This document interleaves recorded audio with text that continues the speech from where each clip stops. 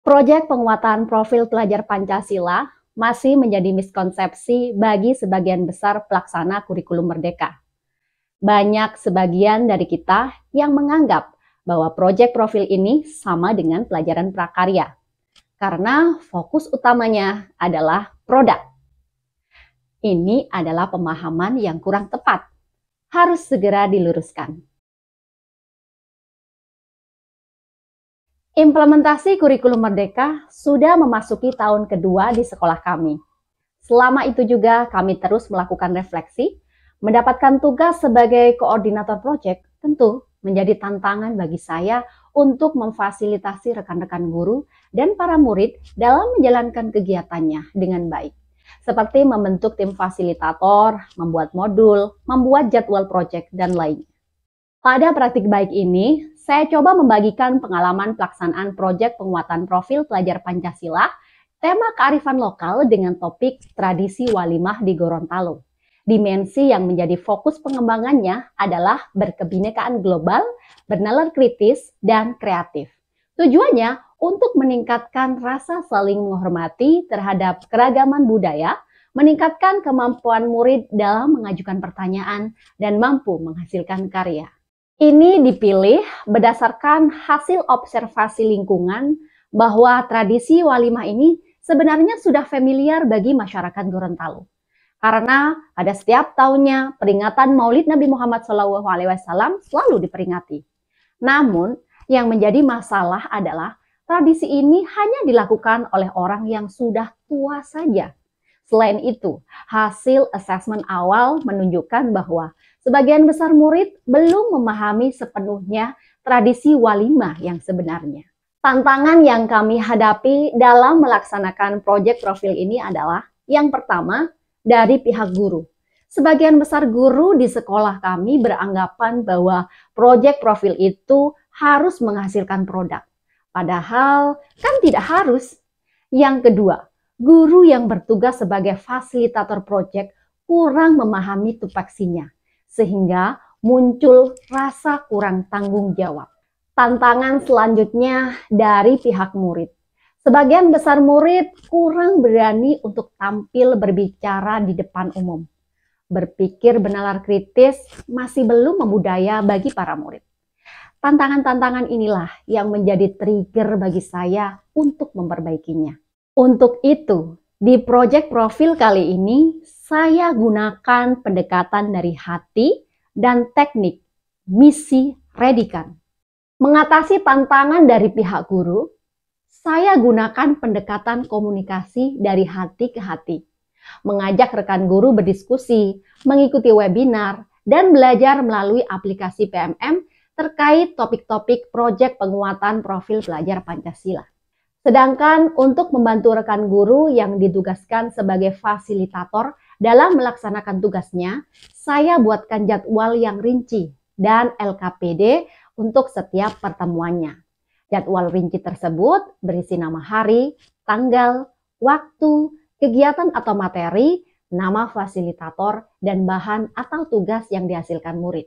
Setelah semua siap, saatnya melakukan orientasi dan asesmen awal murid. Orientasi bertujuan untuk mengenalkan murid terkait tema dan topik proyek profil yang akan dilaksanakan. Sedangkan asesmen awal murid dilakukan untuk mendapatkan informasi tentang kesiapan belajar murid. Pada kegiatan ini, saya menggunakan aplikasi Quizzes Papermode, solusi bagi murid yang tidak memiliki handphone dan data internet. Murid tinggal memilih jawaban dengan cara memutar kertas barcode yang dibagikan sesuai dengan jawaban yang dipilih. Guru tinggal scan barcode-nya, jawaban murid akan terlihat di Quizzes versi web pada layar proyektor. Murid sangat antusias, padahal ini adalah tes. Selanjutnya, mengimplementasikan proyek profil dengan teknik misi redikan. Teknik ini memiliki kepanjangan modal, seleksi, realisasikan, dan tradisikan. Tahap pertama adalah modali.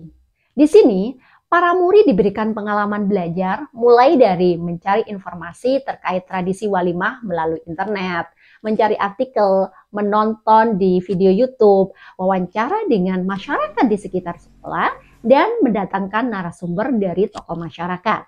Mereka menggali informasi bagaimana cara membuat tolangga, yakni sebuah tempat dari kayu yang dihias yang berbentuk kubah masjid atau perahu. Yang kedua, toyopo, yakni wadah yang terbuat dari anyaman daun kelapa. Nasi bilindi, kue kolombengi, dan belajar dikili, yakni zikir yang mengisahkan riwayat Nabi Muhammad SAW dalam bahasa Gorontalo. Tidak hanya mencari informasi, kami juga memberikan jadwal untuk para murid praktek langsung membuat ragam tradisi di atas yang memang ada dalam tradisi walimah di Gorontalo. Tahap yang kedua yaitu seleksi. Para murid dibimbing fasilitator untuk melakukan diskusi kritis tentang rencana aksi nyata dalam rangka melestarikan tradisi walimah. Dalam proses diskusi, saya memfasilitasi mereka dengan aplikasi Google Jamboard. Dengan memanfaatkan akun belajarnya, saya pandu mereka menuangkan ide, gagasan pada sticky note online. Tentu, ini menjadi pengalaman pertama mereka belajar dengan aplikasi ini. Dan ini terbukti sangat menarik dan efektif untuk dilakukan. Tahap ketiga adalah realisasikan. Pada tahap ini, murid melakukan kampanye aksi nyata dan pameran hasil karya. Tiap-tiap kelompok seperti kelompok toyopo, tolangga, bilindi, kue kolombengi, dan dikili menyiapkan diri untuk kegiatan gelar karya sesuai dengan minatnya. Gelar karya dilaksanakan bertepatan dengan peringatan Maulid Nabi Muhammad SAW dengan balutan tradisi yang ada di Gorontalo. Para murid mengekspresikan ide mereka dalam melestarikan tradisi tersebut dengan melakukan kampanye aksi nyata dan membuat beragam tradisi yang ada pada tradisi walimah. Mereka menyampaikan ide, strategi pelestarian, serta solusi dari hambatan yang mungkin terjadi. Kegiatan dilakukan di aula sekolah dengan disaksikan oleh kepala sekolah, guru-guru, dan seluruh murid. Terjadi tanya jawab sehingga mereka mendapatkan umpan balik dari gagasan yang disampaikan. Tahap terakhir yaitu tradisikan. Murid melakukan kegiatan refleksi dan rencana tindak lanjut hasil belajar selama mengikuti proyek profil. Tujuannya untuk mengetahui hal yang menjadi pelajaran murid selama proses belajar dan yang perlu diperbaiki. Hasil dari kegiatan proyek profil ini adalah murid semakin mencintai keragaman budaya yang ada di Indonesia. Dengan begitu, mereka memiliki tekad yang kuat untuk melestarikannya. Yang kedua, kemampuan murid dalam menyampaikan pertanyaan selama proses belajar proyek profil sudah meningkat. Mereka dipandu fasilitator untuk terbiasa menyampaikan pertanyaan pada setiap pertemuannya. Yang ketiga, murid sudah mulai terbiasa berpikir bernalar kritis. Hal ini dibuktikan dengan pertanyaan-pertanyaan yang muncul dalam menggali informasi mengenai tradisi walimah yang ada di Gorontalo. Mereka juga sudah mulai berani tampil berbicara di depan umum karena pada setiap pertemuannya, para fasilitator membiasakan mereka untuk melakukan presentasi di masing-masing kelompok.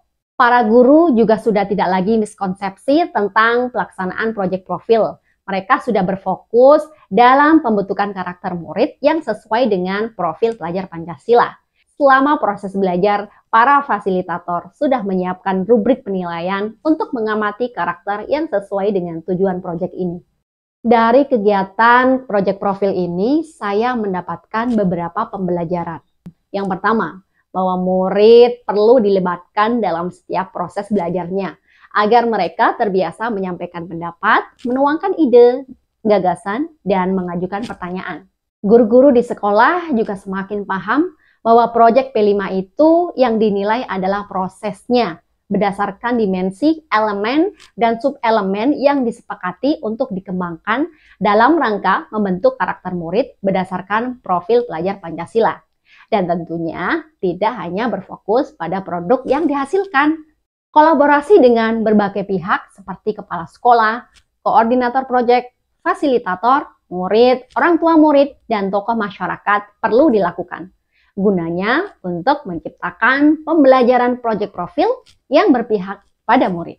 Demikianlah praktik baik yang telah saya lakukan, semoga menjadi manfaat dan bisa menginspirasi bagi banyak orang.